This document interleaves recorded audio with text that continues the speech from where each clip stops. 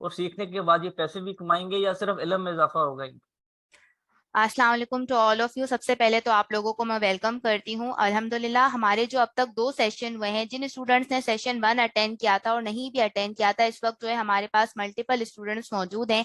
तो मैंने अपने सेशन 1 के अंदर पहले ही ये चीज़ डिस्कस कर ली थी कि माइक्रोसॉफ्ट ऑफिस आपके पास एक ऐसी स्किल है कि अगर आपको आज के दौर में ये बेसिक स्किल्स नहीं आती तो किसी भी इदारे के अंदर अगर आप जाते हैं, इवन अगर हम बात करते हैं किसी भी फिजिकल अगर आप जॉब के लिए चाहते हैं, चाहे वो एजुकेशन सेक्टर हो, चाहे वो कोई ऑफिस हो, चाहे वो कोई बैंकिंग सेक्टर हो, कोई एक ऐसा इदारा आपको नहीं मिलेगा जहां पर आप माइक्रोसॉफ्ट ऑफिस आपको नजर ना आए। दूसरी इंपॉर्टेंट बात, मैंने अपने सेशन 1 के अंदर ये भी चीज क्लियर की थी कि बहुत सारे लोग माइक्रोसॉफ्ट ऑफिस के बारे में ये सोचते हैं कि ये सिर्फ डेटा एंट्री वर्क है। तो माइक्रोसॉफ्ट ऑफिस के अंदर बहुत सारी कलेक्टिवली चीजें अगर हम देखते हैं कि इस एक कोर्स के अंदर आप मल्टीपल स्किल्स सीखते हैं। हम जो इस LWE के प्लेटफॉर्म से जो माइक्रोसॉफ्ट ऑफिस के अंदर जो 3 चीजें मैं आपको बताऊंगी वो होगी वर्ड, पावर पॉइंट और एक्सेल। और एक्सेल को जो है वो हम इन डिटेल करेंगे, क्योंकि मार्केट में ऑनलाइन अगर हम देखें फ्रीलांसिंग प्लेटफॉर्म पे भी एक्सेल की काफी ज्यादा डिमांड है। और अगर हम बात करें फिजिकल जॉब की, तो लोगों को ऐसे लोग हायर करने होते हैं जिनको एक्सेल बहुत ज्यादा अच्छा आता हो।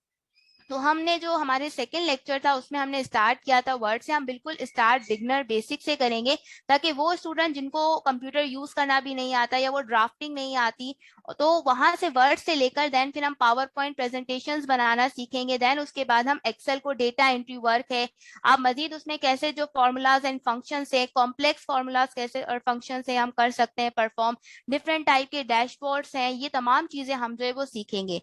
अब एक बहुत बड़ा सवाल ये है कि मैम माइक्रोसॉफ्ट ऑफिस कोर्स अगर हम सीख लेते हैं तो उससे हम अर्निंग कैसे करेंगे? अगर हम फॉर एग्जांपल पार्ट टाइम काम करना चाहते हैं, तो देखिए यहाँ पर मल्टीपल प्लेटफॉर्म्स हैं, फाइवर है, अपवर्क है, फ्रीलांसिंग ग्रुप्स है, जहां से आप अर्निंग कर सकते हैं। मिनिमम अगर आप एक बहुत अच्छा डैशबोर्ड बनाते हैं, इवन अगर आप रिज्यूमी, सीवी, जो कि बहुत ज्यादा इंपॉर्टेंट चीज है, अगर आपको वो बहुत अच्छी बनाना आती है, टेम्पलेट्स बनाना आते हैं, तो आप वो टेम्पलेट्स बनाकर लोगों को सेल कर सकते हैं। और अगर मैं फिजिकल जॉब की बात करूं तो मिनिमम कम से कम भी अगर आप सिर्फ डेटा एंट्री की बात करते हैं तो वहां पर 20 से 30,000 आप इजीली अर्न कर सकते हैं। मिस, मुझे ये बताइए कि मोबाइल से भी ये स्किल सीखा जा सकता है, और मोबाइल से अगर काम आ जाए तो किया जा सकता है, और डाटा एंट्री किया है, इसका आपस में क्या लिंक है? और ये जो बाकी स्किल्स हैं, graphic designing, marketing, WordPress, video editing, writing, उनमें अमेजोन, उसमें MS ऑफिस के स्किल का क्या लिंक है?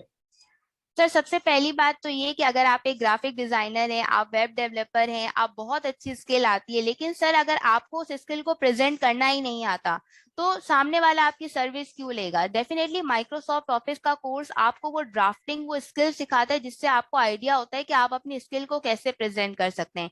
मैंने पहले भी एक बात कही थी कि आपसे पहले आपकी रिज्यूमी, आपकी सीवी इन फ्रंट ऑफ लोगों के पास जाती है। अब आपको बहुत अच्छी कोडिंग आती है, आपको बहुत अच्छी ग्राफिक डिजाइनिंग की स्किल आती है, लेकिन आपको यही नहीं पता कि सीवी के अंदर उसको प्रेजेंट कैसे करना है, या आपने किस तरह से प्रेजेंटेशन बनानी है, किस तरह से आपने पोर्टफोलियो को प्रेजेंट करना है। उसके बाद आपने अमेजोन की बात की, तो देखिए अमेजोन के अंदर जो एज अ वी, अगर हम वर्चुअल असिस्टेंट की बात करें, तो वहां पर जो हम प्रोडक्ट लिस्टिंग कर रहे हैं या जो काम कर रहे हैं वो हम एक्सेल पर या गूगल शीट पर करते हैं। तो आपको माइक्रोसॉफ्ट ऑफिस सर उसका हर एलिमेंट कहीं ना कहीं किसी ना किसी कोर्स के अंदर जरूर मिलता है।